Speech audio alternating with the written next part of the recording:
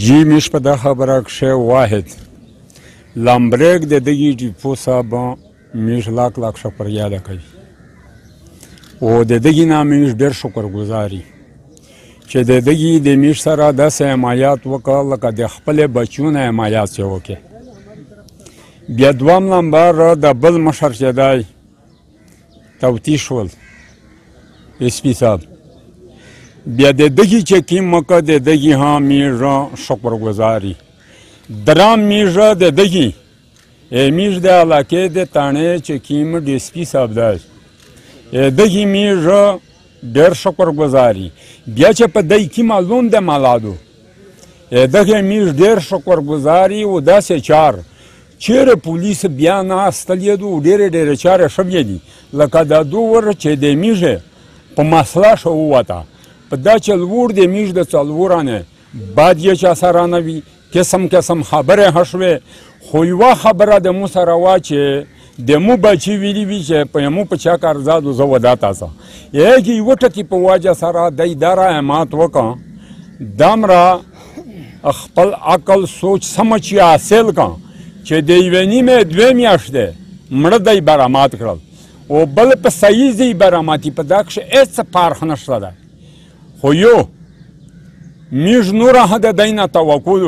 چې کیمې دی سره پیسې دي د دی سره بټوې دي د دی سره موبایلونه دي د دی سره د قاطع کتابینګي دي داسې وچوه چې د دغه موها د دی نه مکمله توکل چې دا وکېږي او چې د دی په کلام ښه څه کېږي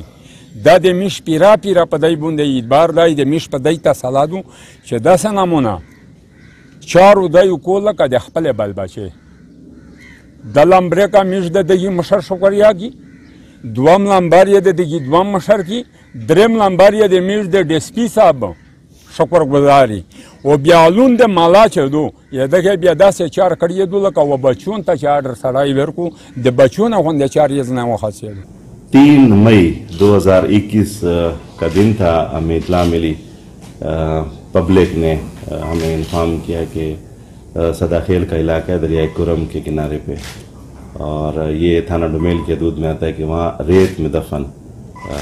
3 अदद dead bodies हैं वो रिकवर हुई. तो पुलिस ने जाके कानूनी कार्रवाई की और लाशें रिकवर की और उनका पोस्टमार्टम करवाया.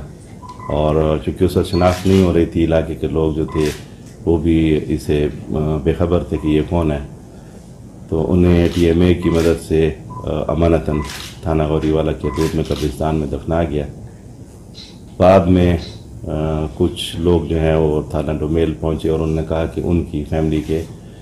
2 नौजवान और उनका एक दोस्त वो मिसिंग है कुछ दिनों से. तो जब अदालत की इजाज़त से और मजिस्ट्रेट की मौजूदगी में इन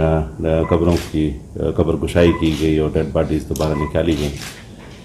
तो उन लोगों ने शनाख्त कर लिया. इनके नाम दोस्त मोहम्मद और ममतुल्ला ये आपस में कज़न भी हैं और इनका एक दोस्त मोहम्मद अयाज. तो इनकी फैमिलीज़ ने इनके पेरेंट्स ने उन्हें आइडेंटिफाई कर लिया. उसके बाद बाकायदा 302 का पर्चा दर्ज किया गया और तफ्तीश शुरू हुई जिसके लिए खसूसी टीम SP इन्वेस्टिगेशन की इसमें सरबराही में मुकर्रर की गई और DSP साहब उसमें मेंबर थे और दूसरे अरकान भी थे. तो उन्होंने दिन रात मेहनत करके और जो 4 मुलजिम इसमें थे उन्हें ट्रेस कर लिया. 4 मुलजिमान में से 2 हमने गिरफ़्तार किए हैं जिनके नाम मोहम्मद ताहिर और रफ़ीउल्लाह हैं और बाकी 2 मुलजिमान जो हैं उनकी तलाश जारी है वो फिर आपके साथ शेयर करेंगे.